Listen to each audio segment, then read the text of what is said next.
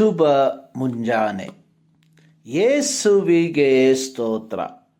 ಇಂದು 19 July 2025.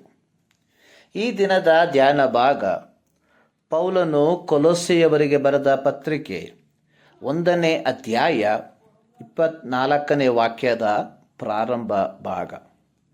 ಪೌಲನೆಂಬ ನಾನು ಈ ಸುವಾರ್ತೆಗೆ ಸೇವಕನಾದೆನು. ಆಕಾಶದ ಕೆಳಗೆ ಸರ್ವ ಸೃಷ್ಟಿಗೆ ಸಾರಲ್ಪಡಬೇಕಾದ ಸುವಾರ್ತೆಗೆ ಪೌಲನು ಸೇವಕನಾದನು. ಎಫೆಸ್ಯ ಪತ್ರಿಕೆ 3ನೇ ಅಧ್ಯಾಯದ 7ನೇ ವಾಕ್ಯದಲ್ಲಿ ಪೌಲನು ತನ್ನ ಕರೆಯುವಿಕೆಯ ಕುರಿತಾಗಿ ಎಫೆಸ ಸಭೆಯ ದೇವಜನರಿಗೆ ಹೇಳಿರುವಂಥದ್ದು, ದೇವರು ತನ್ನ ಶಕ್ತಿಯ ಪ್ರಯೋಗಾಲಯದಲ್ಲಿ ನನಗೆ ಉಚಿತಾರ್ಥವಾಗಿ ಅನುಗ್ರಹಿಸಿದ ಕೆಲಸವನ್ನನುಸರಿಸಿ ನಾನು ಈ ಸುವಾರ್ತೆಗೆ ಸೇವಕನಾದೆನು.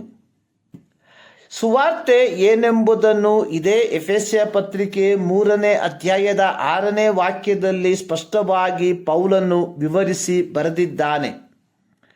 ಅನ್ಯ ಜನರು ಸುವಾರ್ತೆಯ ಮೂಲಕ ಯೇಸು ಕ್ರಿಸ್ತನಲ್ಲಿರುವವರಾಗಿ ಯಹೂದ್ಯರೊಂದಿಗೆ ಬಾಧ್ಯರು, ಒಂದೇ ದೇಹದೊಳಗಣ ಅಂಗಗಳು, ಅಬ್ರಹಾಮನಿಗುಂಟಾದ ವಾಗ್ದಾನದಲ್ಲಿ ಪಾಲುಗಾರರು ಆಗಿದ್ದಾರೆಂಬುದೇ. ಈ ಸುವಾರ್ತೆಯ ಬಾತ್ಮೀದಾರನಾಗಿ ಕರ್ತನು ತಾರ್ಸದ ಸೌಲನನ್ನು ತಾಯಿಯ ಗರ್ಭದಲ್ಲಿದ್ದಾಗಲೇ ಪ್ರತ್ಯೇಕಿಸಿ ಕೃಪೆಯಿಂದ ಕರೆದು ಅನ್ಯ ಜನರಲ್ಲಿ ಕ್ರಿಸ್ತನನ್ನು ಪ್ರಸಿದ್ಧಿಪಡಿಸುವುದಕ್ಕಾಗಿ ಆರಿಸಿಕೊಂಡನು.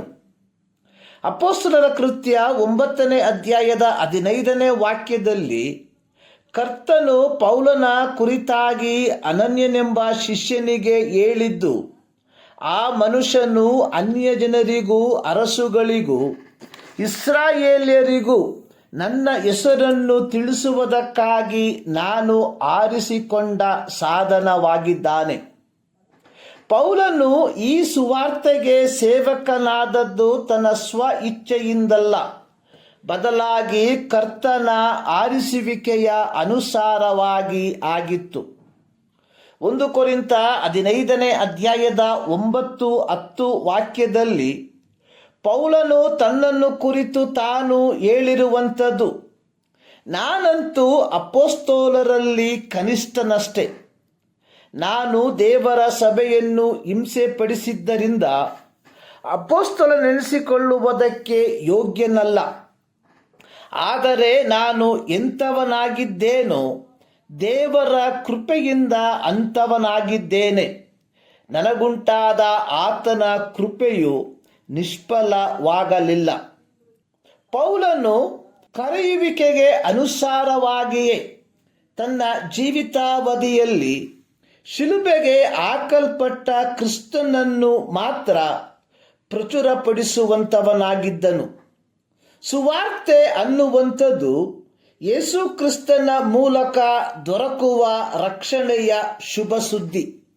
ಅಪೊಸ್ತಲರ ಕೃತ್ಯ 4ನೇ ಅಧ್ಯಾಯದ 12ನೇ ವಾಕ್ಯದಲ್ಲಿ ಪೇತ್ರನು ಯಹೂದ್ಯರ ಅಧಿಕಾರಿಗಳಿಗೆ, ಹಿರಿಯರಿಗೆ, ಶಾಸ್ತ್ರಿಗಳಿಗೆ, ಮಹಾಯಾಜಕನಾದ ಕಾಯಫನಿಗೆ ಹಾಗೂ ನೆರೆದಿದ್ದ ಜನಸಮೂಹಕ್ಕೆ ಹೇಳಿದ್ದು, ಬರಬೇಕಾದ ರಕ್ಷಣೆಯು ಇನ್ನಾರಲ್ಲಿಯೂ ಸಿಕ್ಕುವುದಿಲ್ಲ.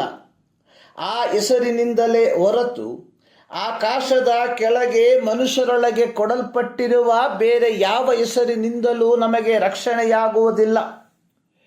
ಪ್ರಿಯರೇ, ಈ ಸುವಾರ್ತೆಯ ಸೇವಕರಾಗಿ ನಾವಿರುವಂತಹ ಸ್ಥಳಗಳಲ್ಲಿ ಈ ರಕ್ಷಣೆಯ ಶುಭ ಸಂದೇಶವನ್ನು ಸಾರುವ ಸೇವಕರಾಗಿದ್ದೇವ, ಅಥವಾ ಕೇವಲ ನಮ್ಮ ಡಿನೋಮಿನೇಷನ್ ಸಭೆಗಳ ವ್ಯಾಪ್ತಿಯನ್ನು ವಿಸ್ತರಿಸಬೇಕೆಂಬ ಉದ್ದೇಶದಿಂದ ಡಿನೋಮಿನೇಷನ್ಗಳ ಸೇವಕರಾಗಿದ್ದೇವ?